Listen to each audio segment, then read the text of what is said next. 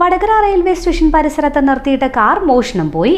Onchiyam നടുക്കണ്ടിയിൽ പ്രഭാകരന്റെ Swift കാറാണ് കാണാതായത്.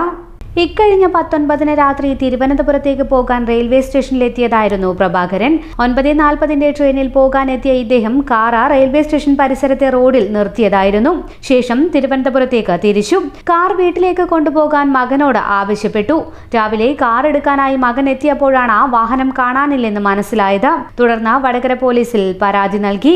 Police കേസെടുത്ത് അന്വേഷണം ആരംഭിച്ചു. വാഹനത്തെക്കുറിച്ച് വിവരം ലഭിക്കുന്നവർ വടകര പോലീസ് സ്റ്റേഷനുമായി ബന്ധപ്പെടണം. എനിക്ക് തിരുവനന്തപുരത്ത് വളരെ പ്രധാനപ്പെട്ട സംസ്ഥാന തലത്തിലുള്ളൊരു യോഗത്തിൽ പങ്കെടുക്കാൻ വേണ്ടി ഞാൻ മെയ് 19 രാത്രി വടകര റെയിൽവേ സ്റ്റേഷനിലെത്തിയ മലബാർ എക്സ്പ്രസ്സിലാണ് 9:40 മലബാർ എക്സ്പ്രസ് പോകാൻ വേണ്ടിയാണ് ഞാൻ എൻ്റെ സ്വിഫ്റ്റ് കാറുമായി KL 18 8548 എന്ന നമ്പറിലുള്ള കാറുമായി ഞാൻ 9:30 അങ്ങനെ വടകര റെയിൽവേ സ്റ്റേഷനിലെത്തിയിട്ടുണ്ടാവും. അപ്പോൾ പെട്ടെന്ന് തന്നെ വണ്ടി വരികയും ഞാനതിൽ കയറിപ്പോവുകയുണ്ടായത്. എന്നിട്ട് വണ്ടിയിൽ വെച്ച് മകനെ വിളിച്ചു പറഞ്ഞു എൻ്റെ വണ്ടി തിരിച്ച് വീട്ടിലേക്ക് കൊണ്ടുപോകാൻ വേണ്ടി ഞാൻ ആവശ്യപ്പെട്ടിരുന്നു. ആ വണ്ടി എടുക്കാൻ വേണ്ടി മകൻ വന്ന സമയത്താണ് നമ്മുടെ ഈ കാറ് കാണാനില്ല. പെട്ടെന്ന് തന്നെ നമ്മൾ വടകര പോലീസ് സ്റ്റേഷനുമായി ബന്ധപ്പെട്ടുകൊണ്ട് CIക്ക് ഇതുമായി ബന്ധപ്പെട്ടുകൊണ്ട് ഈ നഷ്ടപ്പെട്ട കാര്യം അറിയിക്കുകയും അവരുടൻ തന്നെ പെട്ടെന്ന് തന്നെ അതുമായി ബന്ധപ്പെട്ടുള്ള അന്വേഷണം ആരംഭിക്കുകയും ചെയ്തതായിട്ടാണ് അറിവ്. പിറ്റേ ദിവസം CCTV അതുപോലെ മറ്റ് വീടുകളിലുള്ള വ്യക്തിപരമായ ആളുകളുടെ ക്യാമറയൊക്കെ പരിശോധിച്ചിട്ടുണ്ട്.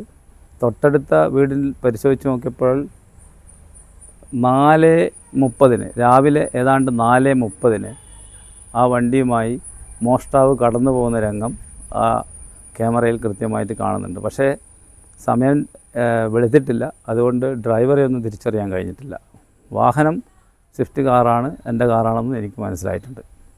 അതുപോലെ തന്നെ ആ വണ്ടി നേരെ സാൻഡ് ബാങ്ക് ഡയറക്ഷനിലേക്ക് പോയിട്ട് കരിമ്പനപ്പാലത്തിനപ്പുറത്തുള്ള കോട്ടക്കൽ നമ്മുടെ റെയിൽവേ ഗേറ്റ് ഉണ്ട്.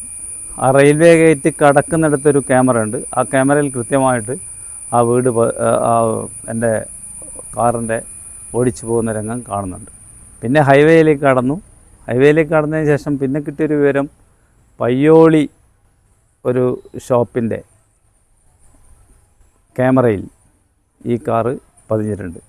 പയ്യോളിയിൽ നിന്ന് പിന്നെ എങ്ങോട്ട് പോയെന്ന് കൃത്യമായിട്ട് ഒരു ധാരണയും കിട്ടിയിട്ടില്ല.